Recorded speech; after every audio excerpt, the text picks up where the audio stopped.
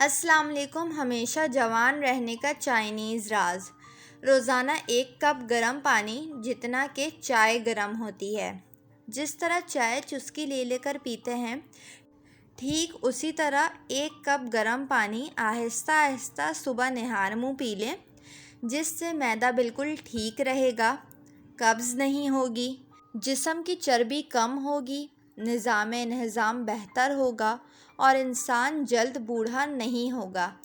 ये नुस्खा चाइना में बहुत ज़्यादा इस्तेमाल किया जाता है, जिसकी वजह से चाइनीज़ लोग हमेशा जवान दिखते हैं और फिट होते हैं।